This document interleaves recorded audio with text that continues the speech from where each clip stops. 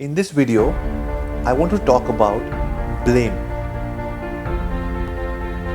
Several times, because as human beings, we go through so many emotions. And this video is particularly catered to entrepreneurs, could be startups, could be seasoned entrepreneurs, or people who are working in entrepreneurial setups in and around those entrepreneurs. There are sometimes very tense situations that you're working in. And every comment made or conversation can spark off a flurry of emotions within you. In the conference room, in the meeting room, in a one-to-one with your boss, in a review, in a chat with the HR, in a sales review meeting on a Monday morning, you might come across as somebody who doesn't get affected. But internally, whatever is said to all of us, we get affected. Some people get affected even more, and some know how to brush it under the carpet, but all of us do get affected because we take it personally and we say, I need to blame somebody for this because I'm not like this. I don't want to see myself like this. So we start blaming the situation. I stay far away from the office and therefore I'm never able to reach on time. I slept late just one night and therefore I was late to the office. The environment that I'm growing up in, the situation that I'm going through right now, my family, my financial situation is such that I'm not able to get in time and I'm not able to work as hard. I'm not able to deliver. What my manager said to me today was very harsh and rude, and they don't understand the situation I'm going through. My parents never had money, so I'm the only sole bread earner of the family. A zillion excuses so that somehow we're able to paint a picture for our own selves and people around us that I am amazing, which you are, but right now the situations around me are not allowing me to be that amazing self. This blame game becomes a habit which never leaves you. Instead, try to ask yourself, or try to always have one friend who's going to call a spade a spade. There are times you need people just to listen to you and say, I completely understand what you're going through. There are those times. But then there are times when you become a little more self-aware, when you've gone through the process of going to that other friend and saying, life is not fair to me, this is happening, that's happening, and that friend says, I totally understand, let's go out, let's have a nice tea or a coffee or a drink, and let's feel better about ourselves. But then once you've done with that rant, you are aware that you need to also have that friend who's going to call it like it is. And then that friend needs to tell you that there is nobody else to blame but yourself. Are you getting up in the morning before everybody else to be able to finish your tasks? If not, your tasks are always going to remain undone. If you're not planning 20 minutes every single day before you start your next day will always be disorganized. If you are not getting up in the morning and going to the gym or doing some form of exercise, the natural endorphin release or the testosterone release that happens after doing a good workout is not happening to you, and therefore you're not as fresh.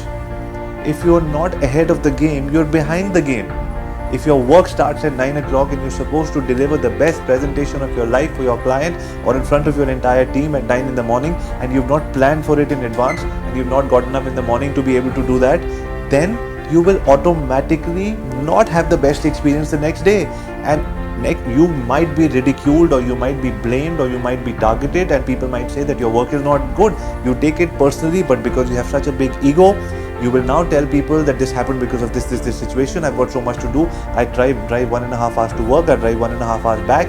I don't have time. When can I do this? When was the Well, you opted to give the presentation at 9 in the morning. You opted for the kind of job you're in. You opted to be the entrepreneur that you are. So once you made a decision, then whatever happens, you need to deliver, because people are judging you based on that.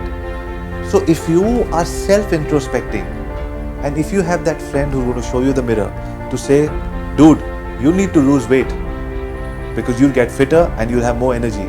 Dude, you need to meditate. Dude, you need to have a diary and a pen all the time and plan your day in advance.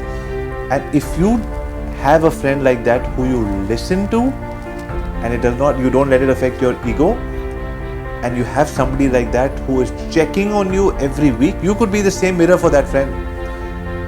There is no way that between you, 2 people or 3 people who have this group of being mirrors for each other will not skyrocket in life. Because the difference between winning and losing in most cases, when I put it in the worldly perspective, which is doing well in life, making more money, being more fit, more agile, delivering projects, doing whatever you're doing in your entrepreneurial setup. You could be a videographer, you could be a content writer, you could be a graphic designer, you could be somebody who's doing all the time doing media planning, you could be a hotel manager, a revenue manager, front office manager who's working 12 hours a day, mostly on his feet, checking in guests, checking out guests. All of you, or a general manager of the hotel, or the owner of the hotel who's watching this video, all of you need to understand that unless you plan your day in advance, you will not be able to reach where you have to reach. All of these nuggets of discipline will come if you have a mirror in front of you every single day. And that mirror has to be one friend, one colleague, one mentor, one manager who 100% looks at you, at who you are, and calls a spade a spade. Have you seen that how our parents are? The mother might always support you in what you're doing and say, I totally understand your pain. And you need your mother for what she does, and you also need your father to call a spade and say, you know what, you didn't do this, I told you, and therefore this happened. You need both kinds of people in your life. Could be your father, mother, could be your friends, could be your cousins, could be your colleague, could be your boss, senior manager, anywhere. But try to look out for those people. Try to engage those people in your life. Be of value to them so that when you want to go to them, they have time for you. Or like I suggested, you could be mutual mirrors for each other. Make that group, make that triangle, have those 2-3 people in your life, and your life will start changing. I started the video by saying, let's not blame anybody, but let's take responsibility. And responsibility comes with the word response, that I have a response to be given in a particular situation, and I'm not. For every situation that you're finding yourself stressed in, not being able to move ahead in, try to build that community of 1 or 2 people who will be your mirrors. Stop blaming your environment and start taking responsibility. Do this once a week, half an hour exercise with somebody who you trust, or 2 people who you trust, and watch your life change automatically in the next few weeks. It's almost guaranteed. It is magical. I have been going through this magic in my life recently, and therefore I thought I should make a video and explain to you people how this magic has been working in my life. Thank you very much for watching.